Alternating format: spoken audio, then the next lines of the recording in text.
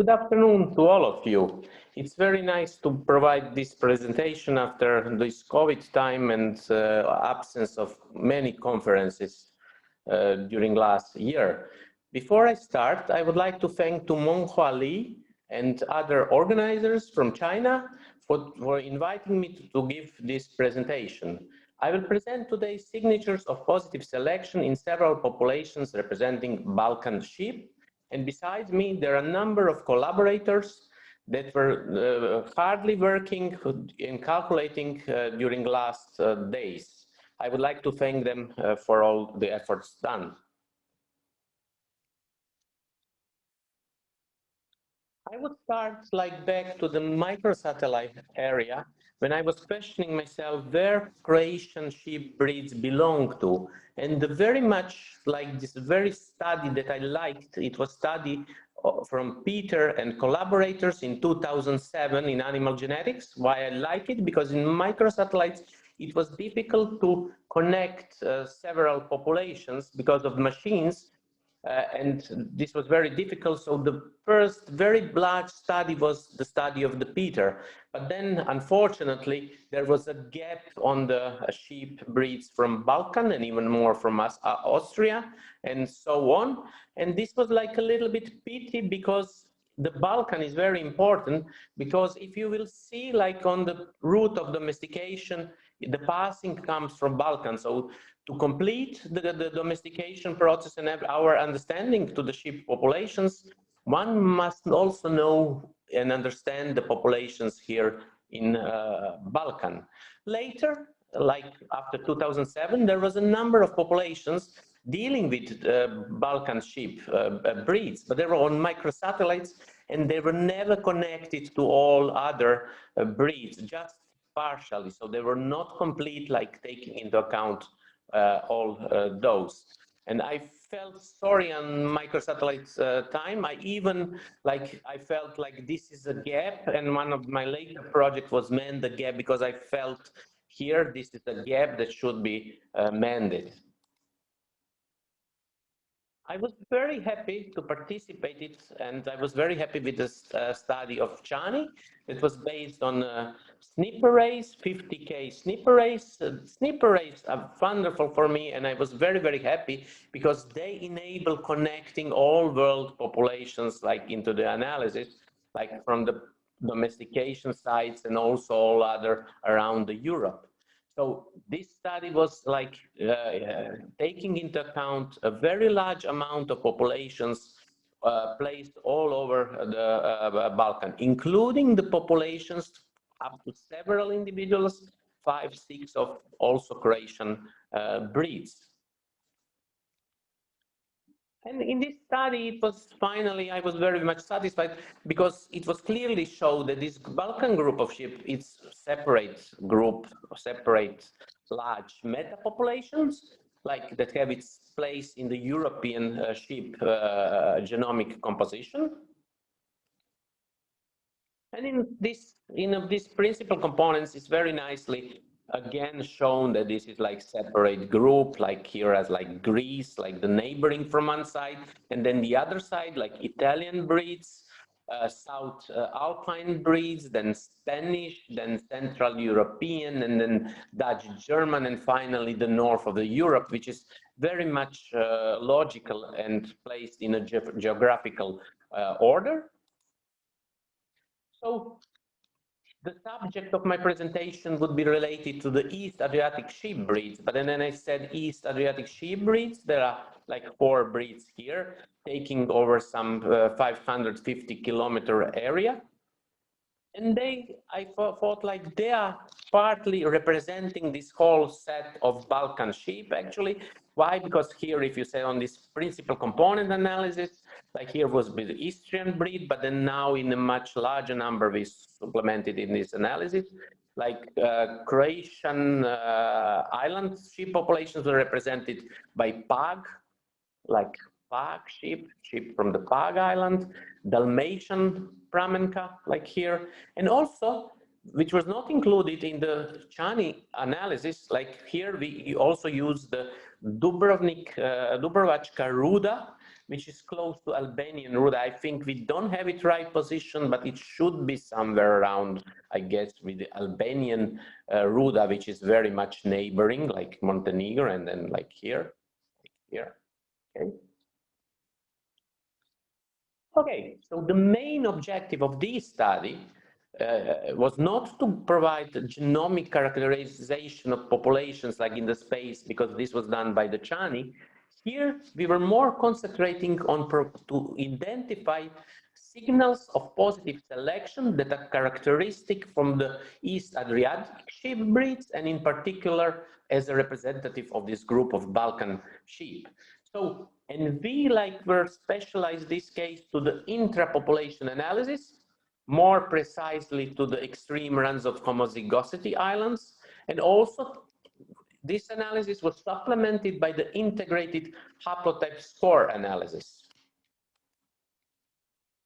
And okay, this is like our subject, more for populations, the number of individuals included in this analysis, photos of the sheep, so you can get imagination how phenotypically those sheep look like.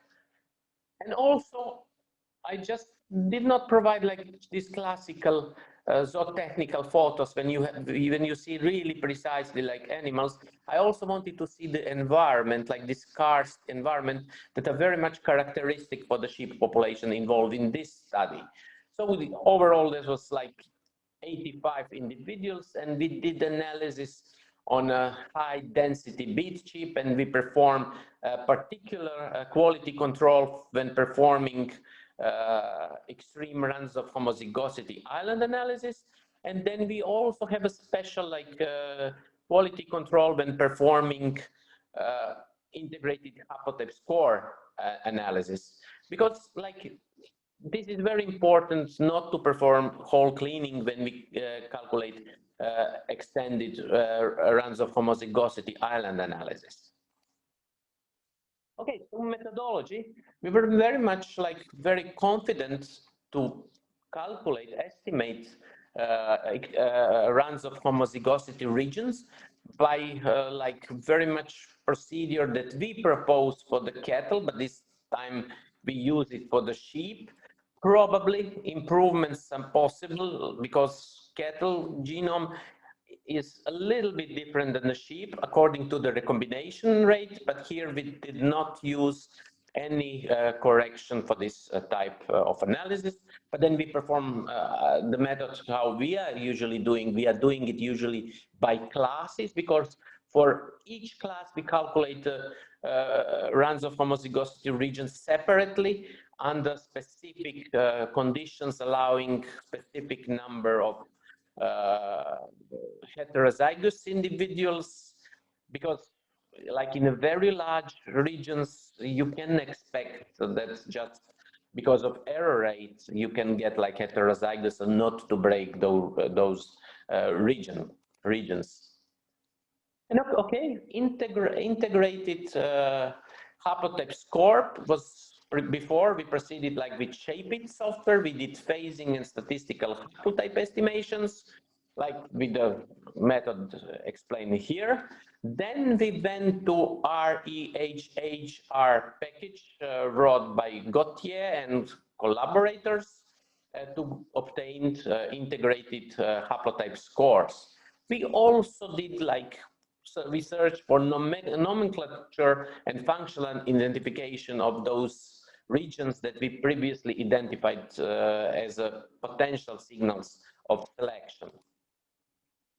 And here are results which relate to the extreme runs of homozygosity islands. So we identified 13 regions that we are estimating that there are signals of positive selection, if you can see, and there are some signals are placed on a chromosomes. Like here we have 3 signals on a chromosome 2, or even 4 signals on a chromosome 10. And how we made the threshold for the significance? We did it like in our previous papers related to the cattle, and we think it's one method that it's might be used. And this is how we are doing. We provide the box plot of all frequency of all runs of homozygosity. And then in this box plot analysis, we usually get the outliers, which is 1.5 times more than the overall range.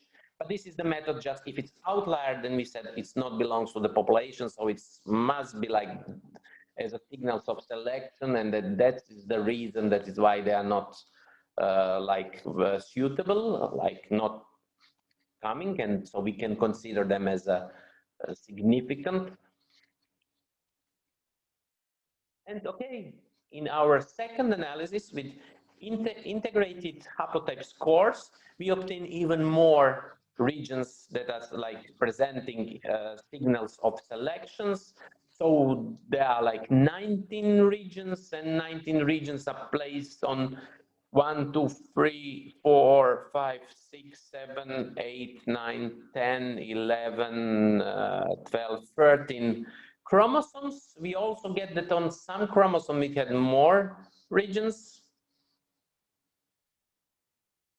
Okay, so it's very important, like for the signals, we guess that some signals might be fake in both cases.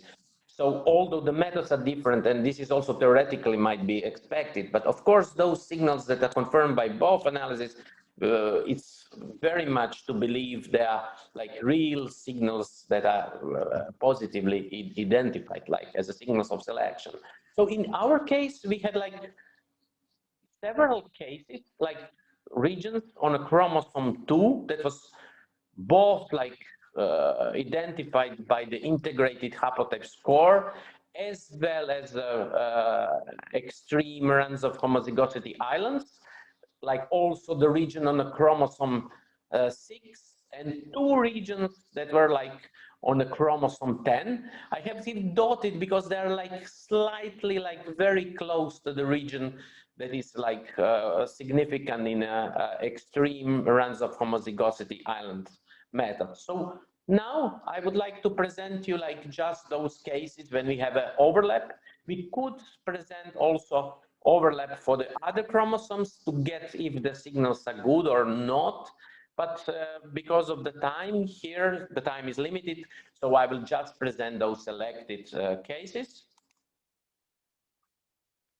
Okay, so now we see like side by side up, so we can compare the signals. So obviously this signals is very, very strong in both analysis. So this is definitely like the signals of selection. And if we look, there are those genes are involved, and we were also supplementing this analysis with visualization, which we think it's usually very, very nice to confirm signals of selection. In this case, we confirm it by visualization of linkage of this equilibrium. But we also can see like there are other like regions, peaks that were not confirmed by both analysis. But then if we will see, it's just this signal is very, very close. It's even passing the minus log p value of 4. So in some cases, it can be also, it's some a little bit less sharp threshold for the significance, like the 4 is passing 4. So we can finally conclude, I'm really confident that this is really, really signal of selection. I didn't have a space to show you this on a LD. And also another, which I think it was in both analysis, as we put severe thresholds, it was not passing, but then it's very, very close in this runs of homozygosity, and it's also passing 4. So I would say like here is also the signals, additional signals identified like for selection. So the more thorough analysis would require that we pass all those regions identified and then provide this comparison with extreme runs of homozygosity islands, and as well as integrated haplotype score, but also with very, very useful way like to visualization of LD. Okay, another case. Here is the region of chromosome, ovine chromosome 6. We have like confirmation with both analysis. But here we see the area under selection is huge. So it's huge. And there are a number of genes that are involved in this analysis. And at the chromosome 10, there is very interesting situation which I would like to explain. So we have like the signal that was confirmed by both analyses here. Although here there are two peaks and here is just one single peak. And there is also like confirmation like on this area, although there are slight like here significant is here, while here is significant area is here. But still, if you see like that it is uprise, then it's clear that all this signal is actually the signal of selection. So we can confirm that those are positive matching of this analysis. On the other side, if we are looking here, I am very suspicious that this is really signal of selection, because if we are visualizing this on a LD, we see there are no regions here provided, and this is very big gap. And then we have to look more closely and look for the reasons why this is the gap produced. And I think this is just the artifact of the analysis.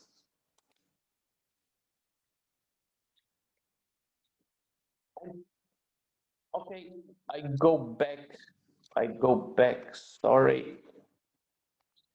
So here it's possible, I don't know if that SNPs are very long or it's like potential hemizygous copy number variation, which will be read as a homozygous, but then we have to go like in a like as presented is a paper of Nandolo and collaborators in Frontiers of Genetics. But here it's interesting, very interesting situation. There are two peaks and there is just one peak. So where is the real signals of selection? Here we would look for the genes that are placed here, while here we would look for those two. So, okay, but then we are looking like runs of homozygosity, which we support by the LD. It's on LD, it's very clear that very much signal of selection is here. And another signal of selection is here, and probably here we get hitchhiking the long haplotype. Here we hitchhike the long haplotype, so somehow we produce some artifact that is, we get impression that with integrated haplotype score that the main point is here, although it seems that extreme runs of homozygosity islands are more accurate in this case, pointing that there are actually two signals of selection. And okay, as a conclusion, I would say we have identified positive selection signals in the Eastern Adriatic sheep metapopulation. Those will be used in conservation genetics, also in breeding, because now we know the regions that why our sheep are like specific, and how to monitor that those regions does not get erosion of variation. And also like to use those facts in a breeding to understand better why those selection signals, how they come from. But also I would like to point out that here that we are usually using one method for pinpointing the selection, but here we use that it's very useful to use the several methods and combine them efficiently to point to the real signals of selection. And we see here how very it's nice when the extreme runs of homozygosity islands are overlapping, but also overlapping with integrated haplotype score. But also we show that how usually it's linkage equilibrium visualization heat map, and this definitely improve our understanding of the positive selection or fake signals. And okay, this work was just a preliminary work, and we are still working on to identify adaptive signals. We already are sending new samples, another 100 to 220 animals belonging to some other island and lake continental populations. So we will get even more individuals and get higher power to identify the signals of selection. But also we are like building like the also the deep database with world sheep breeds for the high density snip sheep, because this will enable us also to perform interpopulation analysis when contrasting our breeds toward the breeds that are like specific for the milk production, that are specific for the wool production, that are specific for the milk meat production, but also to different environment, because we can also classify like all breeds that we collected to the parameters of the environment and then contrast over specific groups and point the signals why which are coming and reason and so on. And at the end, I would like to thank to the Croatian Science Found Grant, because they provided the financial resources for all those genotypes and personality and labor and everything that comes to you. And I would like to thank you for your attention. And also, if there are any questions, I am very eager to respond them. I'm very happy to participate on this conference because due to COVID situation, I'm missing the conference, and I'm happy to see all friends, at least from this video presentation. And I would like to thank once more and wish you goodbye. And on a real conference, I will try to answer to your questions.